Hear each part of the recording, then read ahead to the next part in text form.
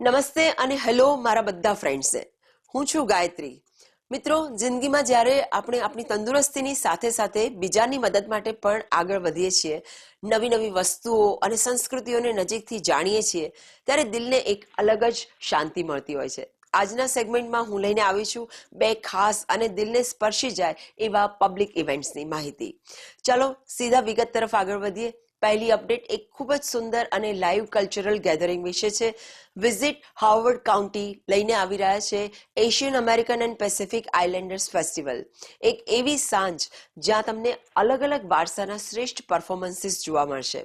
નોંધ કરજો, શનિવાર 30મી મેના રોજ બપોરે 12 વાગ્યાથી સાંજના 4 વાગ્યા સુધી આ મેળો જામવાનો છે Merriweather Park and Symphony Woods, Howard County, મેરીલેન્ડમાં. આ સંપૂર્ણપણે ફ્રી અને પરિવાર સાથે માણી શકાય એવું સાંસ્કૃતિક સેલિબ્રેશન છે, જ્યાં તમે બાળકો અને મિત્રો સાથે મ્યુઝિક, પરંપરાગત નૃત્યો અને તેમના વારસાને એક્સપ્લોર કરી શકો છો. જો તમે આ વિસ્તારની આસપાસ હોવ તો તમારા પરિવારને લઈને આ સુંદર સાંસ્કૃતિક ઉત્સવનો ભાગ જરૂર બનજો. આગામી અપડેટ તમારી ફિટનેસ અને સ્પિરિટ ઓફ સર્વિસ એટલે કે સેવા ભાવના સાથે જોડાયેલી છે. BAPS ચેરિટીઝ આયોજિત કરી રહ્યા છે તેમનો વાર્ષિક વોક રન ઇવેન્ટ. આ વર્ષે આ નેક કામના નેશનલ બેનિફિશિયરી ખુદ BAPS ચેરિટીઝ છે અને સ્થાનિક લાભાર્થીઓમાં ચિલ્ડ્રન્સ હેલ્થ અને ધ મેઇન પ્લેસ સામેલ છે. તૈયાર થઈ જાઓ દોસ્તો, આવતા રવિવારે એટલે કે 31મી મેના રોજ સવારે બરાબર 8 વાગે એક સારા ઉદ્દેશ્ય માટે કદમથી કદમ મિલાવવા માટે. આ ઇવેન્ટ લેવી ઇવેન્ટ પ્લાઝા, ઇર્વિંગ, ટેક્સાસમાં થવા જઈ રહી છે.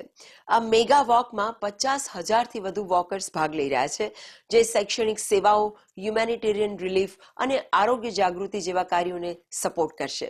ભાગ લેવા માટે તમે રજીસ્ટર કરી શકો છો અથવા તેમની સત્તાવાર વેબસાઇટ એટલે કે bapscharities.org ની મુલાકાત લઈ શકો છો.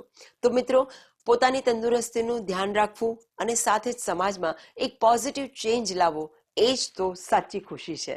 ભલે તમે મેરીલેન્ડમાં આ સાંસ્કૃતિક ઉત્સવના સુંદર રંગોની મજા માણો અથવા તો ટેક્સાસમાં વહેલી સવારે એક શ્રેષ્ઠ હેતુ માટે દોડ લગાવો, વિકલ્પો તમારી પાસે ખુલ્લા છે.